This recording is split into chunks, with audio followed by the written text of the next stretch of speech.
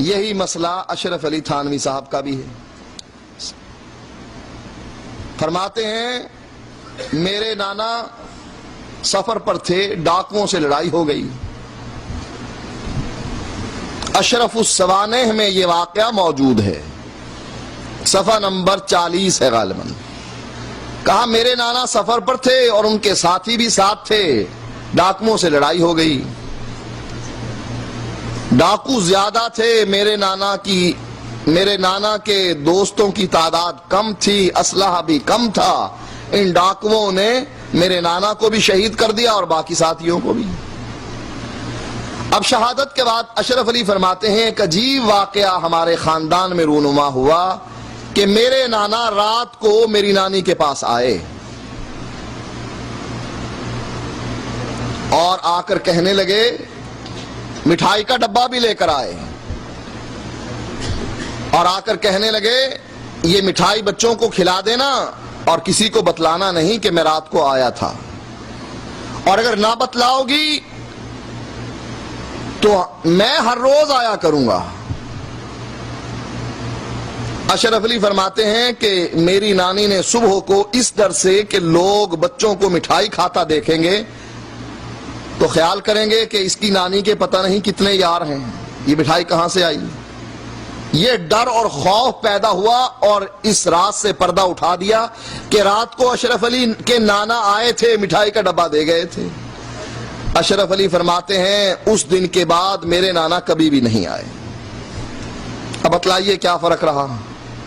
وہ بھی کہتے ہیں جمعرات کو روحیں آتی ہیں اور یہ بھی کہتے ہیں کہ رات کو اشرف علی کے نانا آتے ہیں، اور اللہ قرآن میں کہتا ہے اللہ یتوفی الانفس حین موتها والتی لم تمت فی منامها فیمسک التی قضا علیها الموت ویرسل الاخری۔ اللہ بندے کی روح قبض کر لیتا ہے، جب وہ مرتا ہے اس کی روح کو قیامت تک کے لیے روک لیتا ہے، واپس آنے نہیں دیتا۔ اللہ الرحمن الرحیم، نحمدہ ونصلی علی رسول الکریم، اما بعد۔ سامعین کرام اور ناظرین عظام، مشہور غیر مقلد طالب الرحمان نے ایک اعتراض یہاں پہ پیش کیا ہے اشرف السوانح کے حوالے سے، اور انہوں نے جس ڈھنگ سے جس انداز سے پیش کیا ہے وہ خود قابل مذمت ہے۔ انہوں نے یہاں پہ مولانا اشرف علی تھانوی رحمۃ اللہ علیہ کے نانا کے حوالے سے کہا ہے، حالانکہ اس کتاب کے اندر نانا نہیں بلکہ پردادا کا ذکر موجود ہے۔ ہم اس اصل کتاب کے اندر سے اس عبارت کو پڑھ کے آپ کو سناتے ہیں، اور ان کے خیانت آپ ملاحظہ کیجئے کہ انہوں نے کس دیدہ دلیری کے ساتھ اپنے اندر کے باطن کے بغض کو ظاہر کیا اور اس کے اندر بہت ساری باتیں اپنی طرف سے بڑا چڑھا کر پیش کی۔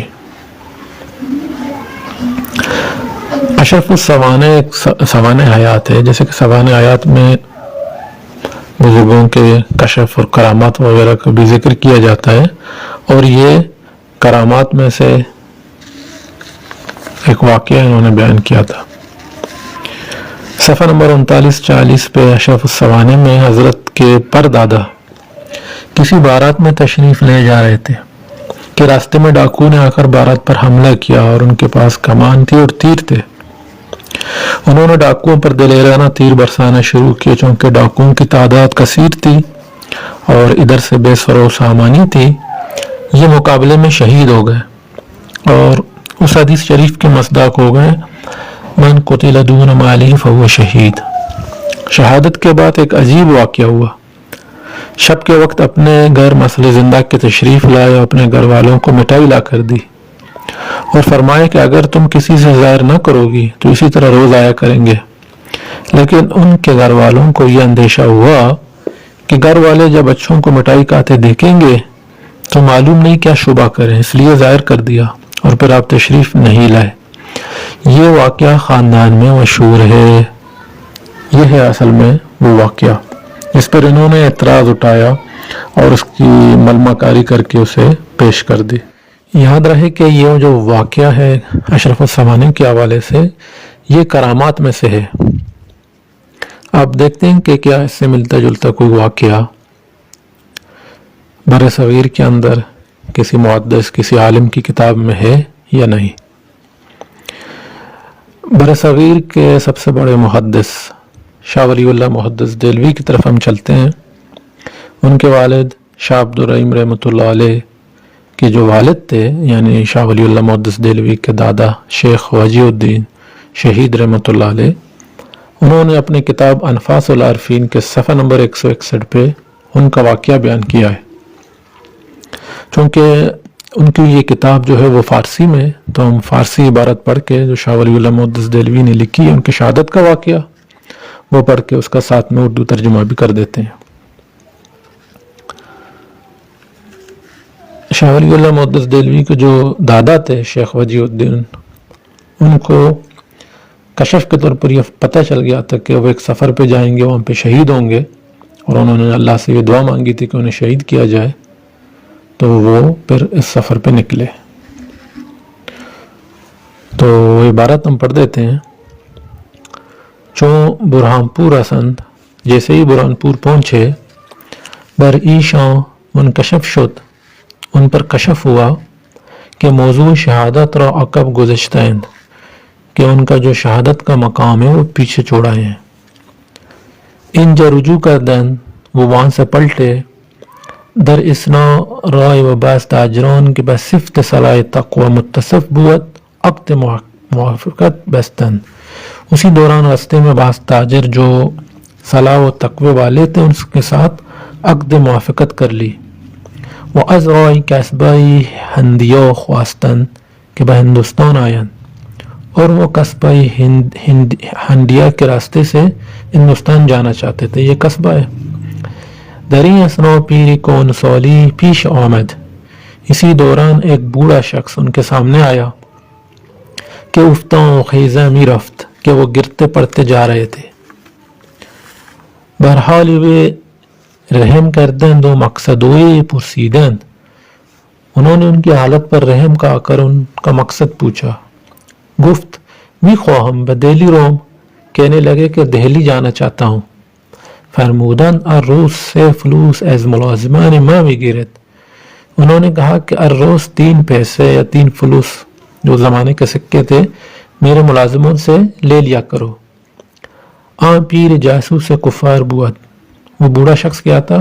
کافروں کا جاسوس تھا.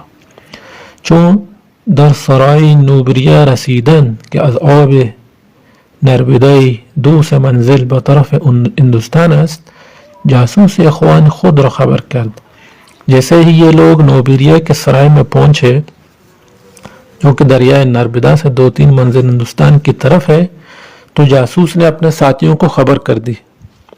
جمعہ کثیر از قطاع طریق بسرائی آمدن و ایشان در این وقت بتلاوت مشغول بودن. ایک بہت بڑی ڈاکوؤں کی جماعت سرائے میں داخل ہوئی اور اس وقت وہ تلاوت میں مشغول تھے. 2 کس از انجماع پیش آمدن کے وجیہ الدین کدام است، اس جماعت میں سے 3 شخص آگے آئے اور پوچھا کہ تم میں سے وجیہ الدین کون ہے؟ چون شناختن به شما هیچ کاری نداریم و میدانیم که با شما هیچ مال نیست و شما را بر یکی از جماع محق نمک است. جیسے ہی انہوں نے پہچانا تو کہا کہ ہمیں آپ سے کوئی کام نہیں، ہم جانتے ہیں کہ آپ کے پاس کوئی مال بھی نہیں اور ہماری جماعت میں سے ایک شخص کا آپ پر حق نمک بھی ہے. اما این تجار فلاں فلاں متاع بخود دارند، ایشان را نمی گزاریم، لیکن ان تاجروں کے پاس فلاں فلاں مال ہے، ان کو ہرگز نہیں چھوڑیں گے. چون اشارہ غلطہ غائی این سفر در نظر بود بترک آن رفاقت راضی نشد، چونکہ انہیں اس سفر کا سبب یا اس کی جو غرض و غایت تھی وہ معلوم تھی کہ وہ شہید ہوں گے، اس میں یعنی ان کی رفاقت نہ چھوڑی. وہ در صدد مقاتل آمدن، اور ان سے لڑنے کے لیے آگے بڑھے. وہ در ایمیاں 22 زخم بیشان رسد، اس دوران انہیں 22 زخم آئے. در زخم آخر سر ایشان از جسد جدا شد، ما حاز تکبیر گویاں قریب یک گلوی سیم تعقب کفر کردن. اور آخری زخم میں ان کا سر جسد سے جدا ہوا اور وہ پکارتے ہوئے اور وہ تکبیر پکارتے ہوئے ایک تیر کی مار تک کفار کا تعقب کرتے رہے.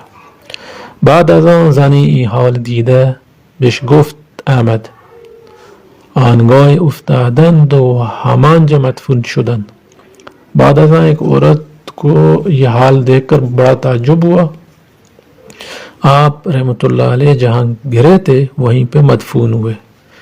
حضرت ایشامی فرمودند کہ آخر امروز متمثل شدند و مواضع جراحات نمودند چیزی بھی ثواب ایشان صدقہ دارم. حضرت والا یعنی اپنے والد محترم سے شاہ ولی اللہ محدث دہلوی نقل کرتے ہیں کہ وہ فرماتے تھے یعنی شاہ عبدالرحیم کہ آخر میں اسی دن آپ مثالی جسم میں ظاہر ہوئے اور مجھے اپنے زخموں کے نشانات دکھائے. میں ان کے ثواب کے لیے کچھ صدقہ میں نے کیا. نیز فرمودند که میخواستم جسد ایشان را نقل کنم روز متمثل شدند و از این معنی منع کردند. نیز فرماتے ہیں کہ میں نے چاہا کہ ان کا جسد کہیں اور منتقل کر دوں کہ ایک دن پھر ظاہر ہوئے اور ایسا کرنے سے منع کر دیا.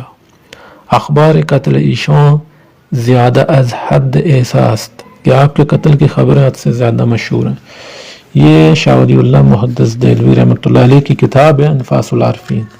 بالکل یہی واقعہ اسی طرح کا اس سے ملتا جلتا واقعہ شاہ ولی اللہ محدث دہلوی کی کتاب سے.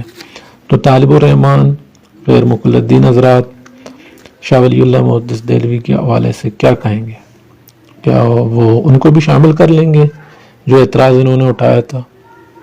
اب یہ جو شاہ ولی اللہ محدث دہلوی نے انفاس العارفین کی عبارت پیش کی، اب انہوں نے خود لکھی ہے یہ کتاب، تو یہ بطور کرامت کے طور پر آپ اسے پیش کر سکتے ہیں، کہہ سکتے ہیں کہ ان کے دادا کی کرامت تھی اور اس سے زیادہ کچھ نہیں. اور طالب الرحمان نے جو قرآن کریم کی جو آیت مبارکہ سے جو استدلال کیا ہے اس کا جواب خود غیر مقلدین کے امام ابن قیم جوزی نے اپنی مشہور کتاب الروح کے اندر دی ہے، جو روح کا انسائیکلوپیڈیا آپ اسے کہہ سکتے ہیں، اور اس میں بہت سارے واقعات اور حکایات اس کتاب کے اندر روح کے حوالے سے اس دنیا میں آتے ہیں نہیں آتے ہیں بہت سارے حوالے سے موجود ہیں. اور انہوں نے اس کتاب کے اندر ابن حزم کی دلیل کا جواب لکھا ہے، جو ظاہریوں کے امام ہیں ابن حزم جسے غیر مقلدین بھی مانتے ہیں. اور قرآن کی جو آیات ہے وَيُمْسِكُ الَّتِي قَضَى عَلَيْهَا الْمَوْتَ، پھر اس روح کو روک لیتا ہے جس پر موت کا فیصلہ ہو چکا ہے. سورہ زمر کی آیت نمبر 24 ہے. ابن قیم کہتے ہیں اس کا جواب یہ ہے کہ روح کو روک لینا مردے کے جسم میں عارضی طور پر کسی وقت روح کو لوٹائے نہ جانے کے خلاف نہیں ہے، کیونکہ لوٹائے جانے سے دنیاوی زندگی لازم نہیں آتی. یہ کون کہہ رہے ہیں؟ ابن قیم جوزی کہہ رہے ہیں، جو شیخ ابن تیمیہ کے خاص شاگرد ہیں جنہیں یہ شیخ الاسلام کہتے ہیں. اور ان کے اپنے شیخ الاسلام علامہ ابن تیمیہ نے فرمایا کہ صحیح و متواتر حدیثوں سے پتہ چلتا ہے کہ سوال کے وقت روح جسم میں لوٹا دی جاتی ہے. یاد رہے کہ اسی کتاب الروح میں ابن قیم جوزی نے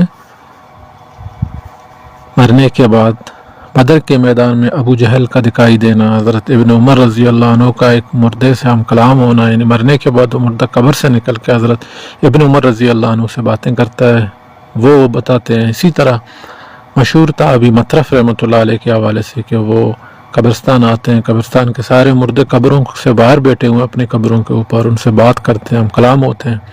اسی طرح سے مشہور تابعی مطرف کا دعا مانگنا ایک قبر پہ کہ اس کے حالات کو اللہ مجھے دکھا دے، وہ قبر شک ہوتا ہے، مردہ باہر نکل کے ان سے باتیں کرتا ہے. اور بھی اس قسم کے جنوں واقعات اس کتاب کے اندر موجود ہیں. یا آپ کہہ سکتے ہیں کہ یہ مردوں کا جو کتاب الروح ہے انسائیکلوپیڈیا ہے، بہت سارے اس کے اندر واقعات موجود ہیں. تو یہ جتنے بھی اعتراضات طالب الرحمان کرتے ہیں دوسروں پہ، اور اپنے گھر پہ بھی جانگ کے دیکھیں، اپنے گریبان پہ بھی جانگ کے دیکھیں کہ ان کے کتابوں کے اندر کیا لکھے ہوئے ہیں، تو سارے اعتراضات یہاں پہ ان پہ لوٹتے ہیں. اس کا غیر مقلدین حضرات خود طالب الرحمان کیا جواب دیتے ہیں؟